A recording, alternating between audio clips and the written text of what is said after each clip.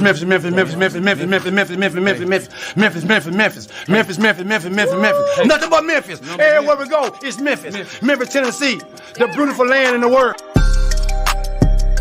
And I'm thankful for this guy who tweeted and said, I don't have that fire in my eye no more. That game right there was for him. That's what I do. I prove people wrong each and every night, and that's for him right there.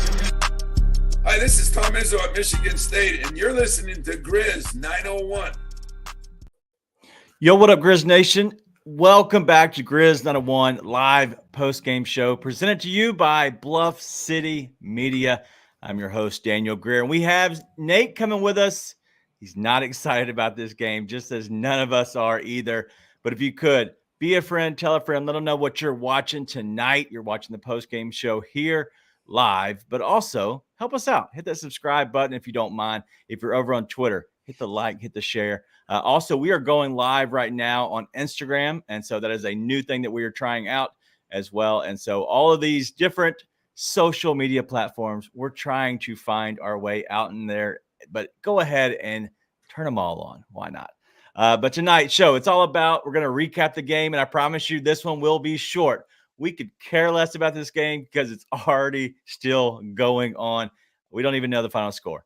But in the second segment, I have a very, very sneaky good Grizz trivia question that you don't want to miss.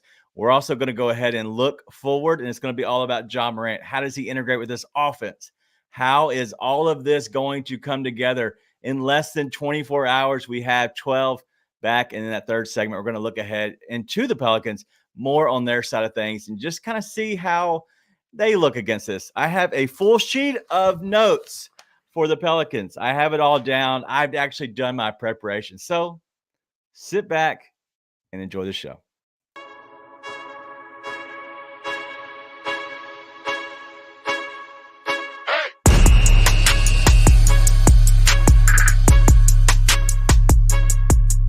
Yo, Nate, what up? That face sums it up. I can't even get myself off mute. I don't care about that game tonight. I am indifferent. That was a case of good players versus not good players. Yeah, so absolutely. Shout out to Grabtile Central, man. One of the best Twitter. Well, I'm going to call it Twitter because that's what it is. One of the best Twitter accounts in Grizzlies Nation, Grizz Nation. And so shout out to you for sure, man. But yeah, it's straight pain, homie. But Hunt Jardina. Yeah, I think I said it right.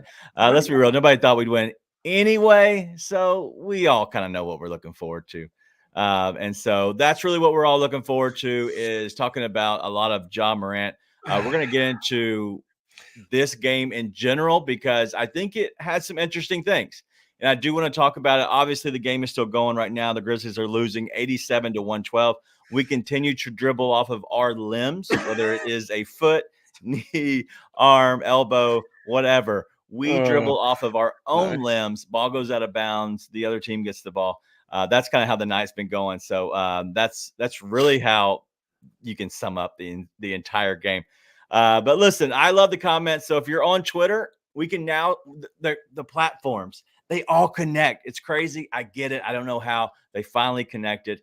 And so we have a GG Jackson sighting. Shout out to GG finally. But listen, this game was ugly in the very beginning. Mm-hmm. And I'm not even going to ask you to come off the top rope because I know that you don't even want to climb up to the top rope to even give me your thoughts in general. But how do you think we played early on in this game from the guys that actually really matter? I mean, it was good. It was a good start to the game. Honestly, The fact they were in it for as long as they were in it was a little surprising to me. Like I said, I'm not mad about this game at all. It was good players versus not good players. That sums it up, right? Even like Taylor's rotations, I wasn't mad at tonight. Like there's really not much you could do tonight. You know, I'm sure some people will find a way to say he should have played GG Jackson earlier because he's 2 for 3 from 3, and that 100% would have saved them. But generally speaking, like there's nothing to be mad. There's like one spot where he took Bane and Jaren out in the second quarter, and I was like, that's just not going to work. But like, not much you're going to do. That I have some individual player takeaways, but at the end of the day, it was one of those games where Xavier Tillman was throwing up threes, and I didn't even get mad. So it's just one of those games, right? So there's some individual things to take away. In general, I thought, listen, Bane can only do so much right now because they're focusing on him. Jaren can only do so much. I mean, it's just sort of one of those games. Good players, not good players.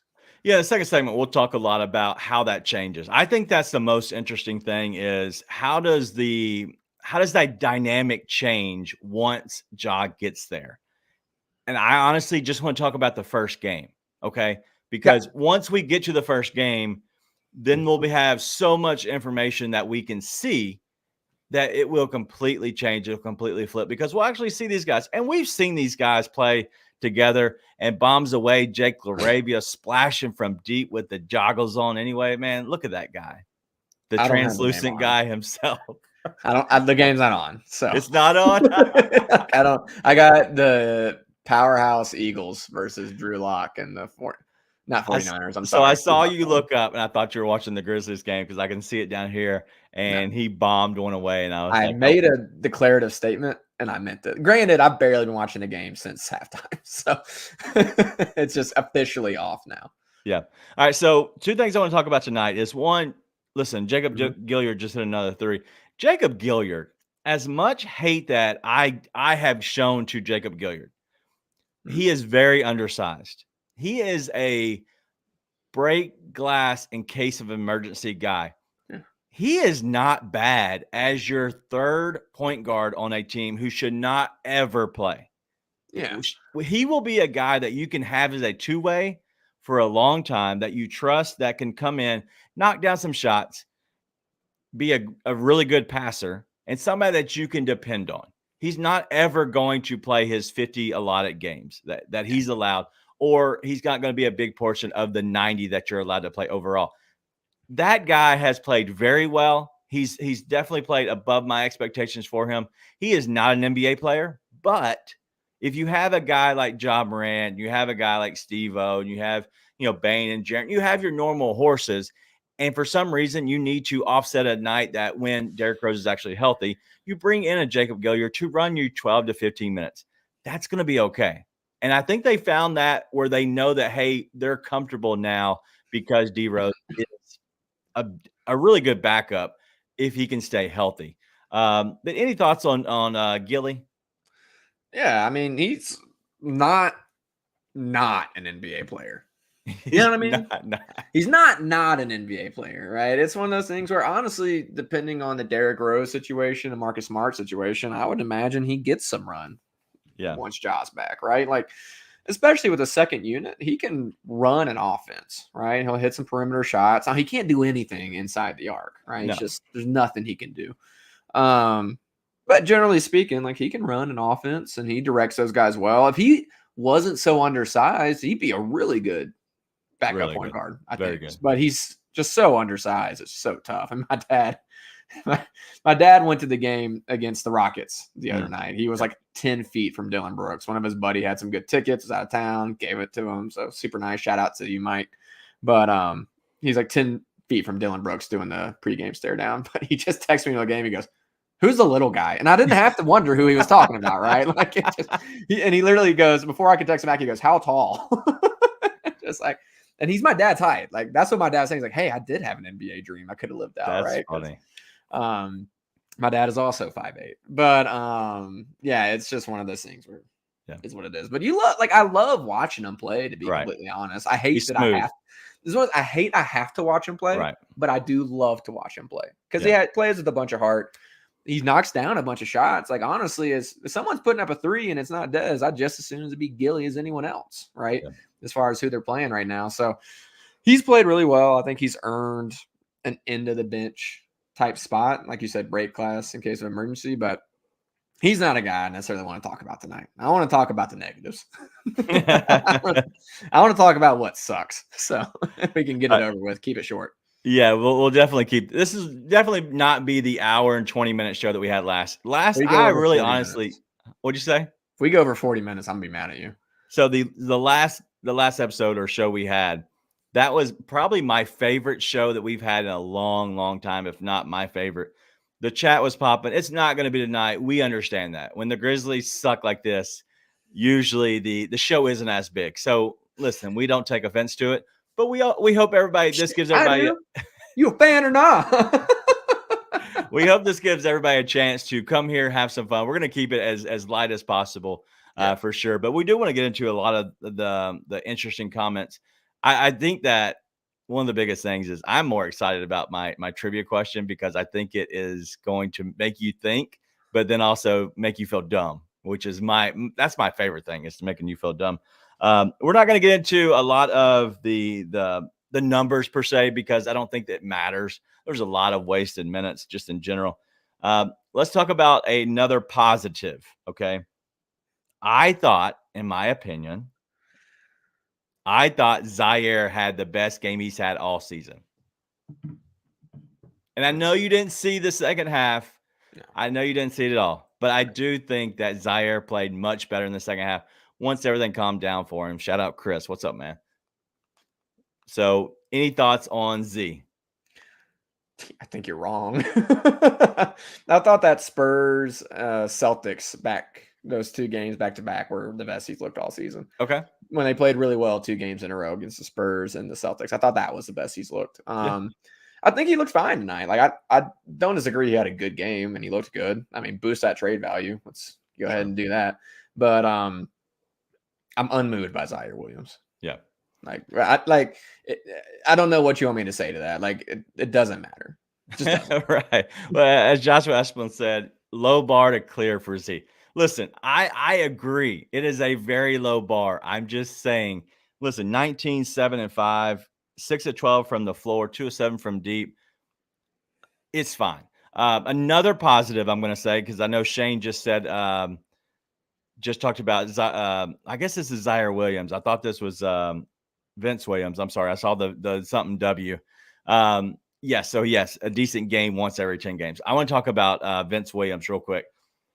What I saw was a non-highlight game out of Vince Williams. But what I saw was a guy that is young in his career. He is the same age as these other dudes. His career, but also like the human, is similar age to all these guys. He looks like he's actually settled down in his career, and he seems like he's better and more confident on the floor. And it makes me, after seeing him with the starters for this long, and then seeing these other guys who are the role players, who are the backups, seeing them together on the floor, it makes me feel confident that the ceiling for him once Ja gets back is really high, because he's a really, really, really good defender, but also he just seems like he plays within himself. Quit swinging it to guys in the corner. Yeah. That's my biggest. He did it again tonight. He swung it to X. I was just like, oh my God. Yeah. Kill me now. But yeah, you're absolutely right. Like, I had to throw in the one negative because it brings up the next negative I want to talk about, but it's he has looked really good. Listen, I think everybody that's a Grizzlies fan is happy with what they've seen from him, and it all looks really good. Yeah. And Henzon, I think it's your name. It's really small, and on it's smaller via Facebook. I can't You're see just it old. as well. Maybe I am old. Did Ja come back out? Not yet. He's officially cleared now. Now the game is over. But we'll see him tomorrow night. And as Shane says, Vince's basketball IQ is double that of the other youngsters. I agree. Like, his basketball IQ just seems to be up there. And I like his game. I've always liked his game. Shout out to Ryan. And even I think Chip Williams said the best guy that the Grizzlies drafted. This was draft night.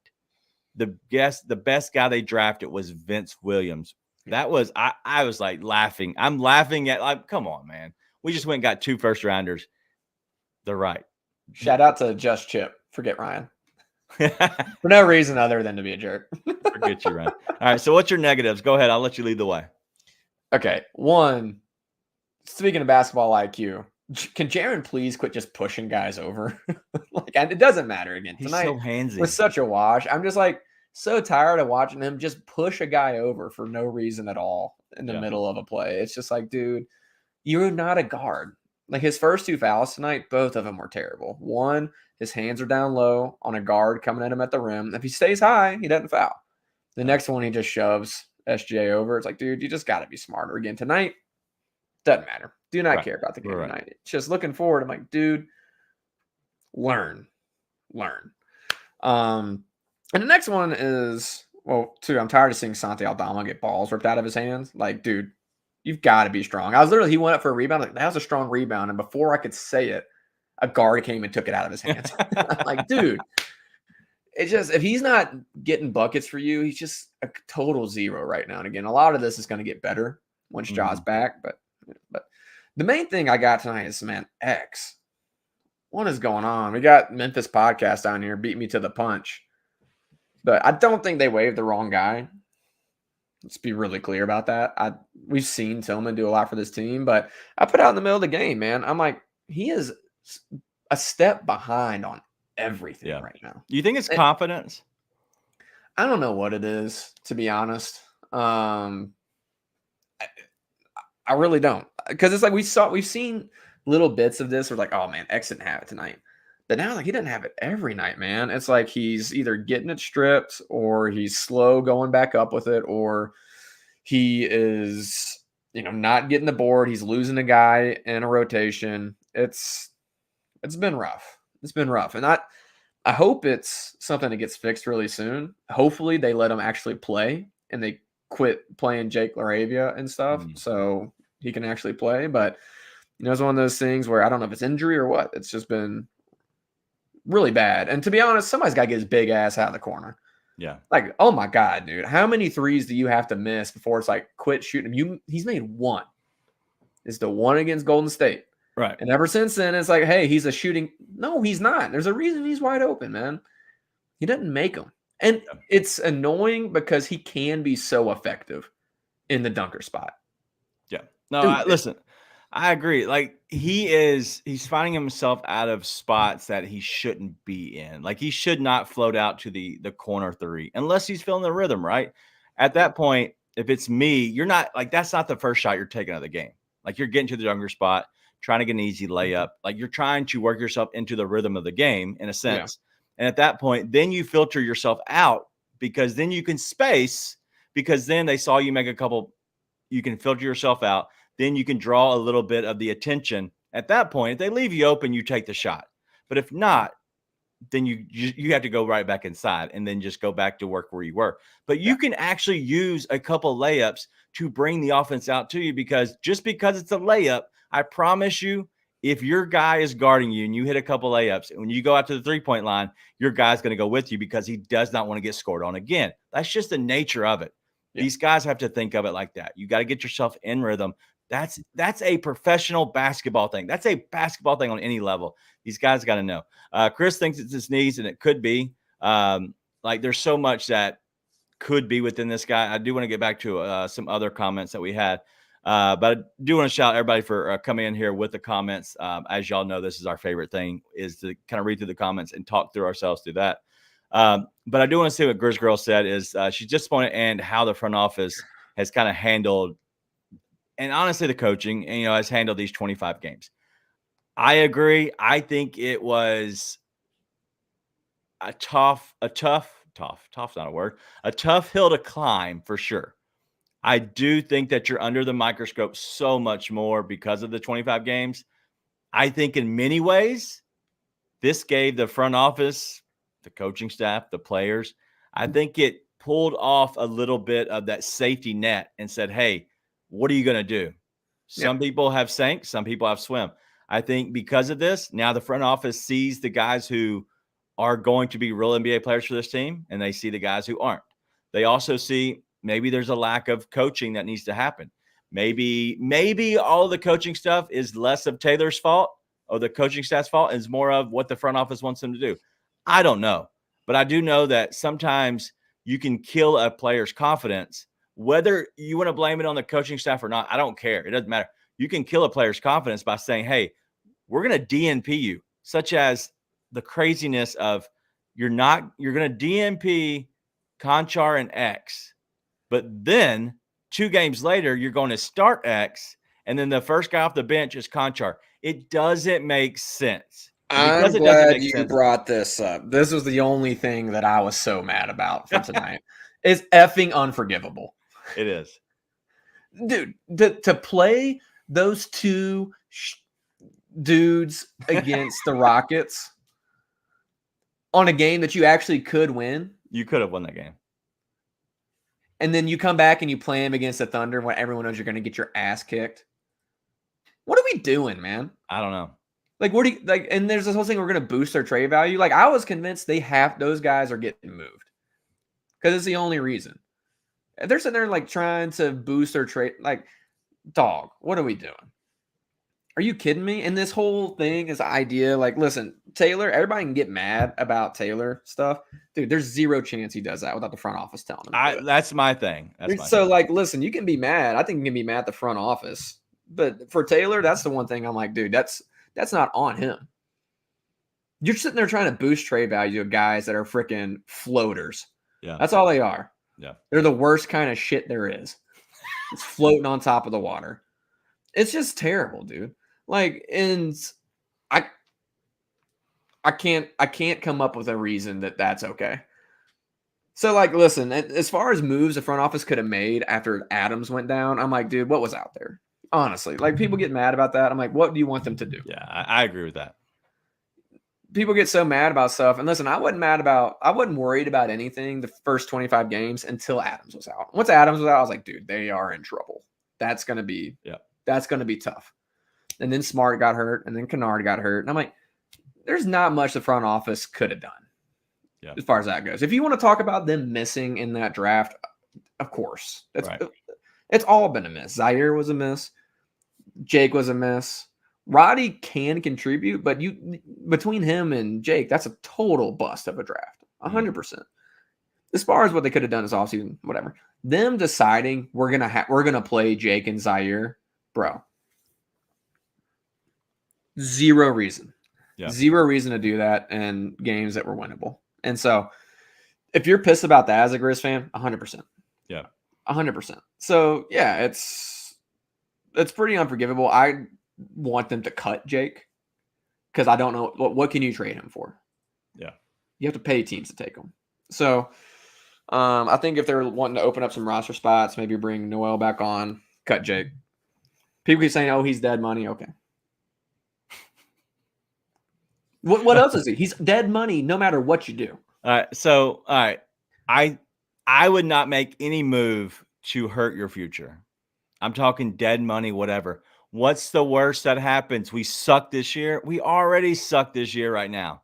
The only way that this team can be good is if Ja is incredible. And he is incredible.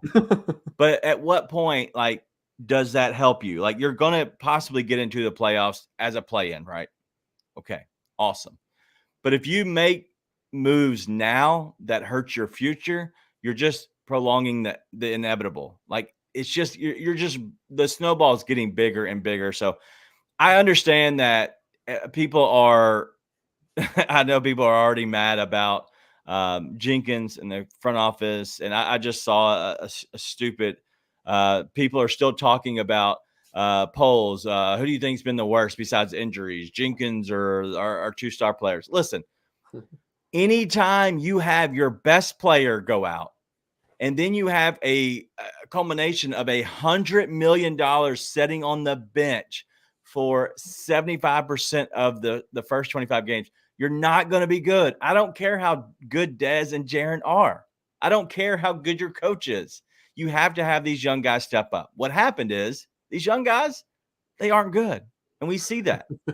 And so realistically, it might have helped the Grizzlies because if they would have been okay along with Ja, it might have made them okay next year.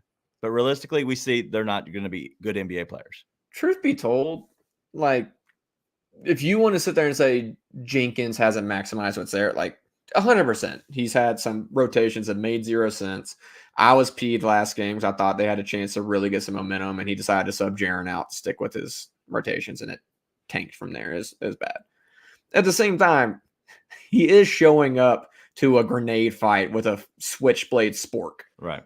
It's it's trash. So yeah, has he not been good? Yeah. But it's like, I think if Jenkins coached perfectly during this stretch, they might have 9 wins.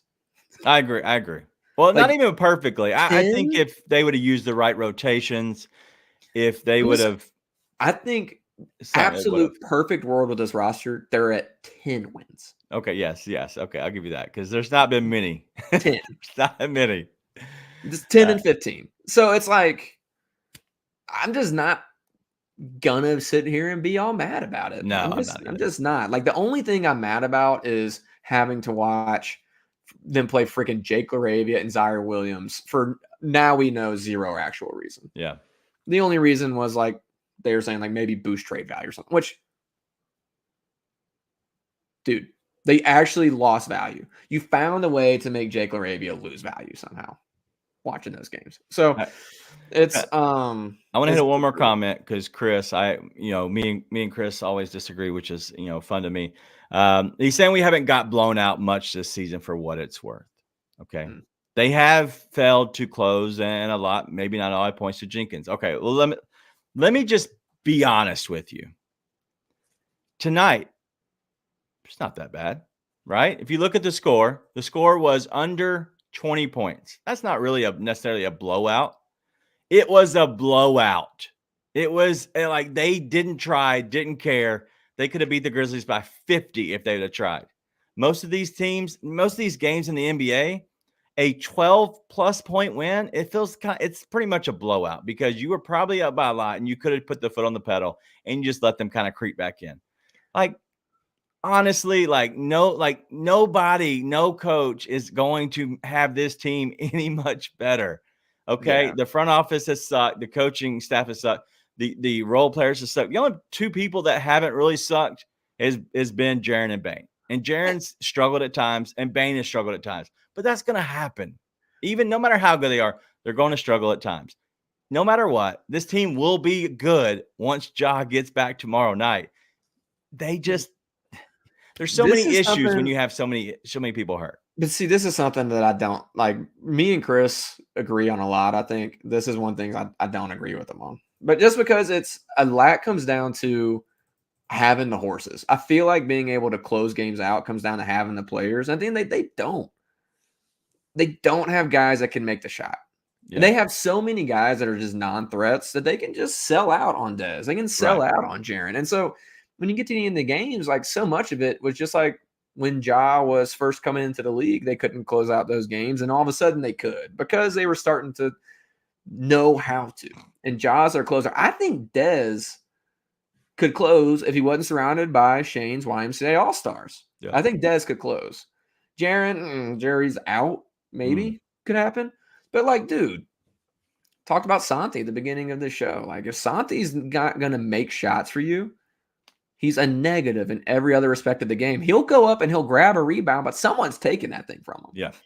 Right? Like, X is just constantly a step behind right now, right? It's just like, you don't have anything, man. You don't have anything. Your pantry is barren. It's going to be, well, the good news is, I think what might happen is they're either going to be good enough that they make the play in when Ja's back. They can bring Smart in, Kennard in. Please tell me. Those either good enough to make the play in, or Ja's going to make everyone look good enough. You can all of a sudden trade them and then still get a good draft pick. Well, the issue is when Ja gets back, they go, yeah, but we saw those guys without Ja and they sucked. Yeah, so that's what do you do?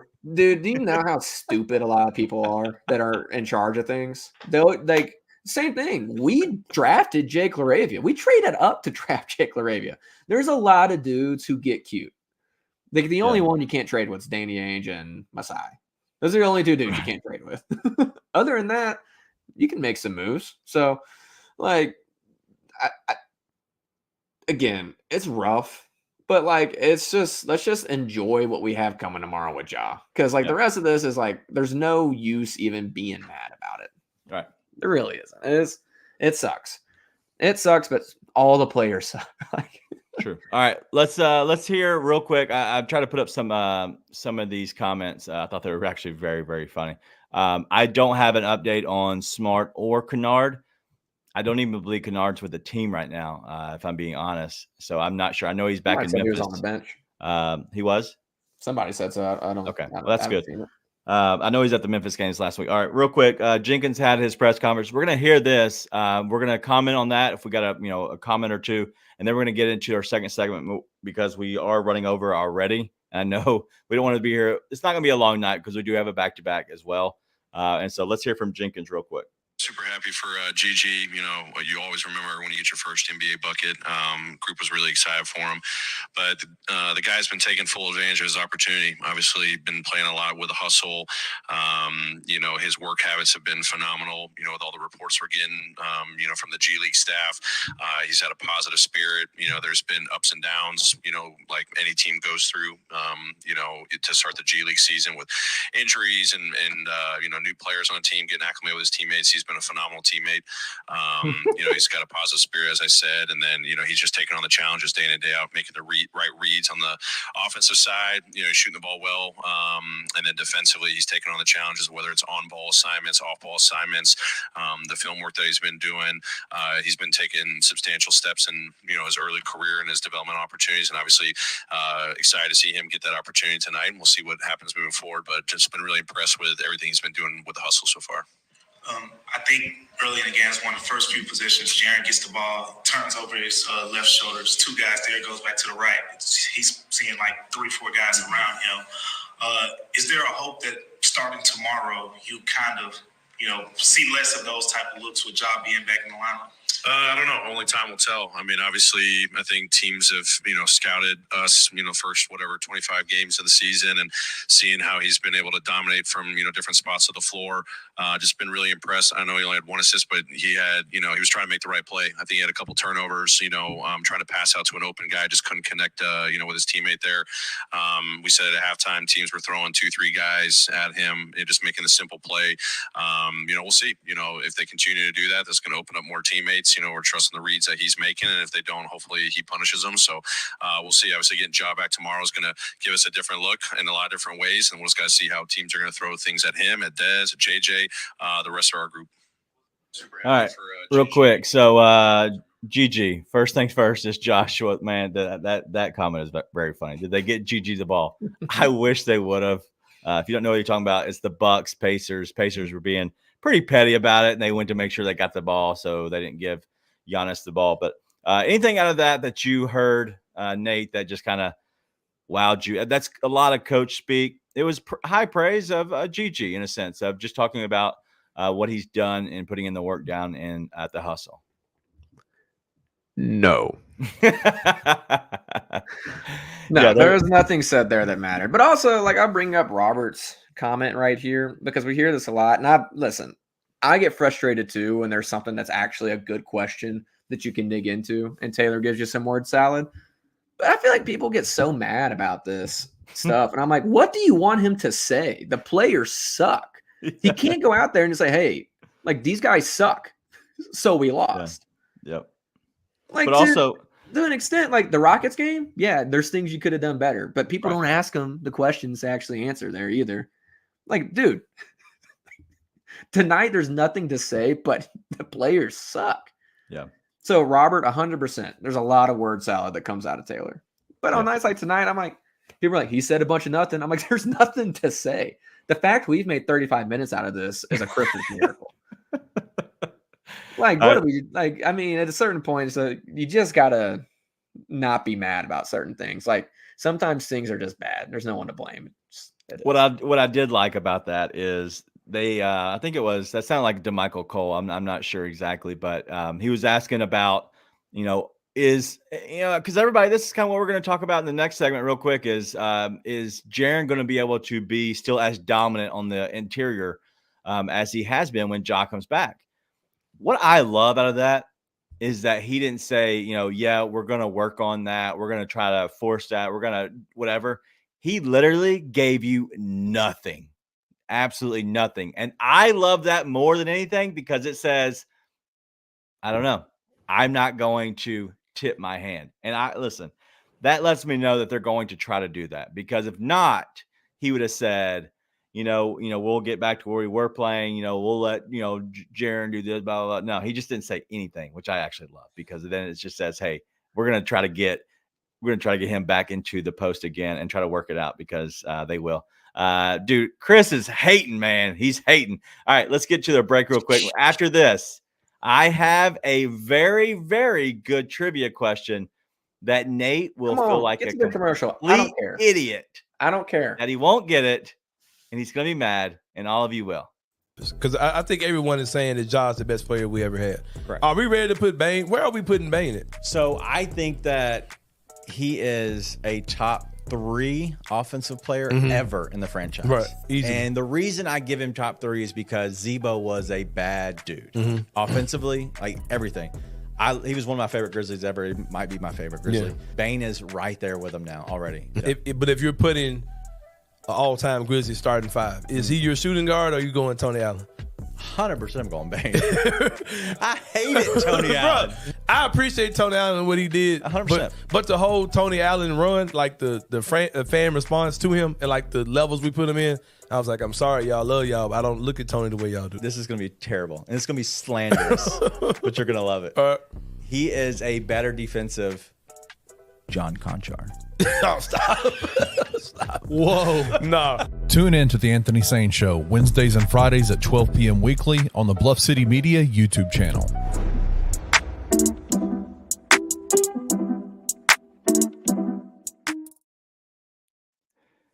Yo, we are the Grizz on One post-game show presented to you by Bluff City Media.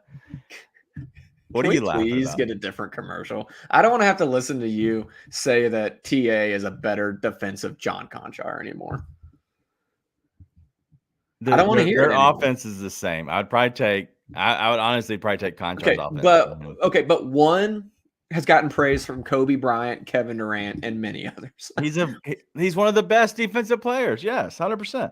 Okay, Daniel, that's like saying, yeah, like Tom Brady's just a better football thrower than me. I don't even know what that means. I might be faster than Tom Brady. I might be more agile than Tom Brady. Technically Tom Brady's just a better passer than me. Yeah. It's stupid, Daniel. It's not stupid. It's great content. It's gross. It's not good content. It's gross. I hate it. I'm trying to be like have some self-respect on this show and here you All right, let's get to Grizz trivia. Trash. It's filth. All right, let's get to the Grizz trivia real quick. This is one that Nate I guarantee will feel stupid that he doesn't get it. This is a Memphis Grizzlies, nothing to do with Vancouver. Are you ready, Nate? Whatever. If you have any of this, if in the comments, turn your comments off, Nate. But if you have the answer, please let me know if you have it because Nate will not. All right, the Memphis Grizzlies have had one player ever in the franchise to be a player of the month. Blew my mind as well. They've only had one player ever to be a player of the month. Who was that player, Nate? The Grizzlies have had one player in franchise history be player of the month. One. Listen, I thought it was wrong. I went back and I Googled and literally every single place gave me the exact same answer. So if I'm wrong, I would love to know. But because I think it's wrong. But there has been one Memphis Grizzlies NBA player to ever be a player of the month. Ja. And it's not Ja Morant. That's shocking to me. Mark? Not Marc Gasol. No way. I swear on my life. Both of those guys were not Powell again, is it right? It's not Powell. It's not Powell. Okay, I'm going to say listen, I believe this. We're the only franchise to ever only have one. I think everybody else has two or more. That can't be right. And who's your answer? It's Zebo. Okay. Zach Randolph in 2010, 2011 was the January All-Star. January All-Star. That's crazy to me. Is that not that Ja has never been a player of the month? That doesn't make any sense. It doesn't.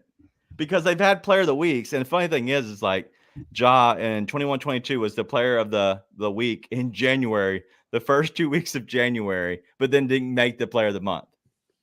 But like there's so many on here. Yeah, that's pretty crazy. So I thought that was a good one. I found that one. I was like, all right. That is pretty good, actually. That was a not lame one. Shout out to you. Let's end the show. This is great. Please. All right, let's talk about the Grizzlies real quick. And so we're going to hit on this, and then I do have some notes on the Pelicans. And so we will hit on that real quick. As Chardina said, no shot. That's right. That's wild. I agree. I hope somebody else tells me also, or finds there's an answer. Guess what's already started? Oh, my God. What? Why didn't they play Gigi sooner? Shut up. I'm not kidding. I'm not kidding. It's out there. It's out there. All right. Listen, Grizz Twitter is just like straight chaos 24/7. All right, let's get to the Grizzlies and Saying over Jake. I'm all here for GG over most anybody over Jake. I'm with Chris. His new nickname's Dead Money. Jaravia and J Rabbit are done. Dead Money. That's all we're going to talk about from now on. All right, let's get to the Grizzlies and kind of what we're expecting to happen within this team. What's your thoughts or expectations on Marcus Smart coming back tomorrow? I feel like we would have gotten a doubtful before if he was coming back tomorrow. Okay. Feels like he's coming back against maybe next week, I would guess. Maybe later in the week. But usually they give you a doubtful before that and then bring him back. So I don't think he's coming back. I'd be surprised if he came back tomorrow. As much of a bummer as that is, I just don't think he's ready yet. Yeah, listen, I don't think he comes back as well tomorrow, but if he does, I'm telling you, I love this gamesmanship. If it is, I'm a big gamesmanship guy. Like, hey, we're not going to show any of our cards. I'm not going to tell you anything about Jaren and Ja. You already know Ja's coming back. All right, that game plan's already out there, because obviously Ja is Ja. But then, hey, pretty much our biggest rival in a sense of we're both young, we're both trying really hard to be good, but neither one of our franchises have had major success within the Pelicans and the Grizzlies, and on a championship, type level. But then you bring back Smart the same night. I know that they're all professionals and they would be able to figure it out. But if you were, for some reason, all of a sudden he's healthy and it's good to go, that would be pretty awesome. Mm-hmm. But I don't think that's going to happen, just because that's not the way this franchise kind of moves for the most part. Let's get to the rest of, I guess, the players surrounding them. Okay, let's talk about them. Let's come back to Ja, Jaren, and Bane, because I think that's understood. I think we get a Bismack Biyombo game for sure. I think the soreness, I think he'll be back for tomorrow night. Fine. Let's be really clear on what you mean by a Bismack Biyombo game. You mean that he plays in the game, right? He will wear his uniform. Okay. I just want to make sure we're not sitting here saying, hey, we're going to get like the Bismack Biyombo game, because that's not happening, right? I think we can all agree that's not happening. Yeah, no, I don't think that's happening. I do think we need Bismack for the simple fact that, one of my stats within the Pelicans has been that, they out rebound almost every team they play against. It's crazy how well they rebound. But I think Bismack gets back, and I think he does help this team. But one thing that we know that Bismack and Ja have not played together outside of practice. And so that'll be interesting to see that. If you're Bismack Biyombo, it's still the easiest game you've played all year. For sure. Set a high screen and then go towards the basket. Right. All right, so let's ask the other question about this team. Okay, so tomorrow night you have the book, right? You have the pen. You have Ja coming back, right? Bismack Biyombo is back. Smart, Kennard, none of them are back though. Okay, yep. So you pretty much have your starting five with the Bug. I saw that nickname. I thought that was good. The Bug, Vince Williams, Volkswagen Bug. Okay, and so you have those five players. Well, how deep are you going? Are you going into the 8 to 10, and then who are the other guys? Let's take a look at the roster, Daniel. 1, 2, 3, 4, 5, 6, 7. I mean, I bet they go 10 deep. I would go 9 max, I think. Who are your 9?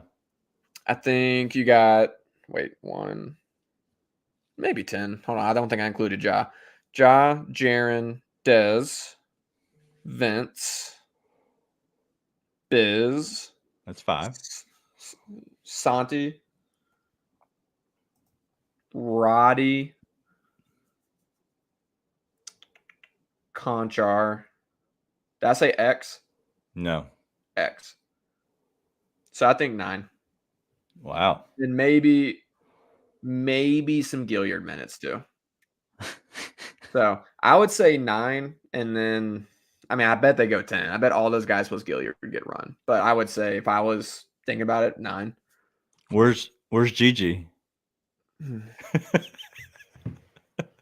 I like Gigi. I don't want to hate on Gigi. It's just funny. It's just not gonna help this team. Nothing's going to help this team outside of Ja Morant and then the actual NBA guys coming back. For sure. Listen, I'd much rather see him get all of Jake LaRave got 12 minutes tonight. Give Gigi 24 because he got 12 too. Like, listen, I'm not. Yeah. Yeah. No, I agree. I do think that you're going to have, honestly, 8. I think I would go 8 probably, just to keep the team. I don't know, the chemistry there. You got to probably have to play X, man. Unfortunately, because you have to rebound with them in general. And we'll talk about a little bit them in a second. But the rest of the guys, Ja, Jaren, Bane. What do you think you see out of them? Anything weird? Anything different? You think that they'll have maybe more pick and roll with Jaren and Ja? No, they've never run pick and roll with Jaren and Ja. Like they'll use Biz or X or whoever else, but they've never run a pick and roll with Jaren and Ja. They just can't figure it out. So yeah. Okay. All right. Well, let's take our third segment real quick. Let's hit our commercial break, and then we'll be right back in 1 minute. People have this thing like, "Oh, I'm keeping the receipts, and I'm gonna remember who said this." We wasn't lying. Well, I get. Yeah. So that's one. I've reached a point where like anything you say on Twitter, I can ignore it. Right. Like I'm not promising you I'll never pop back at somebody. Sometimes I do. I might today, but I often don't. I would say for every 50 negative comments I get, I might reply to 1. I don't get involved. I'm getting there too, man. Yeah, but you don't look like you're getting there. I see you arguing all day long every day. You gotta wait there, man. You got a ways to go. Well, I might get more. Well, I don't get as many as you. Well, how about this? And I'm not saying you have to get there. I'm just saying I am there. There are different ways to handle social media. I just found it to be largely unproductive. Right. But I do it for calisthenics sometimes. Right. Like I don't feel no way. I just let me just engage in this just for fun. Yeah. Tune in to the Anthony Sane Show Wednesdays and Fridays at 12 p.m. weekly on the Bluff City Media YouTube channel. All right, real quick, for those that are wondering, DeMichael Cole just put out a tweet and says, for those that are intrigued, Gigi Jackson did not get the game ball. So just so everybody's aware on the same page. Shout out to Anthony Sane and his show live on Wednesdays and Fridays at noon. This Wednesday, he will be live, and I will be on the show. And it might be live, maybe. We're trying to figure out the details. Because he wants to be on there and not have his old information, because they do record on Tuesday night and then be able to clip everything. But they're going to try to go live on Wednesday, and I am supposed to be there. So that's the plan. So make sure you tune in live Wednesday at noon. Let's get to this game real quick. So I looked at some of the stats and that the Pelicans have. And honestly, like the Grizzlies are right there with them on majority of the stats. Like if you're looking at, points per paint in the game, 45 to 52. Like it's not that far off. Total rebounds per game, 51.9 to 52.7. Like there's not a big gap between a lot of their stats in general compared to the Grizzlies. But honestly, like if you look at their rebounding, the numbers will tell you that they do not have a big rebounding advantage. But if you go back and look at every single game, they out rebound almost every team they play. And so it's crazy. And it's one of those teams that is going to play big, and they have had injuries. And so that's probably why the stats show that maybe they aren't as far from the Grizzlies in their rebounding numbers, but they've had injuries. And when they're healthy, which they are right now, they're going to rebound at a high level. And so the Grizzlies have to be able to rebound with them tomorrow night. How are they going to do that, Nate? They're not, but they can still get in the paint to score. Like they don't have the guys to rebound with them. The good news is you have the guys to make it kind of hard. Like Brandon Ingram has kind of killed the Grizzlies in the past, but I think the Grizzlies have a really long, really good wing defender now, and Vince Williams playing. That if anybody's going to give him trouble as far as the Grizzlies go, it's going to be Vince. So that's really good for them to have. I think it has to be sort of what they have done in spurts with some gang rebounding. I mean, the entire team crashing the boards, right? Putting a body on someone, but they're just not a good rebounding team. Like whoever was saying earlier, their IQ is just like in the dozens between all five of whoever's on the court, right? Like it's just not great. So there's too many times where a guy doesn't put a body on someone, they crash the board, and meanwhile their guy just sneaks in right behind them to get the board. So I don't have much faith in them doing well rebounding tomorrow night, but I do think they are still able to get in the paint and make some trouble for New Orleans. Just generally speaking, with Ja back, you get in the paint and score because the Pelicans are not some kind of defensive powerhouse, right? So exactly.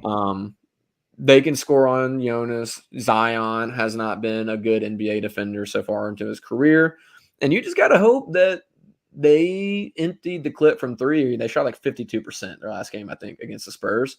You just got to hope they emptied the clip there and they miss a bunch of threes because you can score in the paint on them. You can keep them from getting into the paint and scoring a bunch. They miss a bunch of threes, you give yourself a shot. So, push, they're going to get a jolt of energy from Ja being back. But as far as rebounding goes, I think the Grizzlies are probably just going to lose that. You just got to hope that they miss a lot of their outside shots off those offensive rebounds. Yeah. So the last game, the Grizzlies lost by 7, 111 to 104 is the second game of the season. They were out rebounded 52 to 37 by 15. The Grizzlies shot 12 of 43 from deep.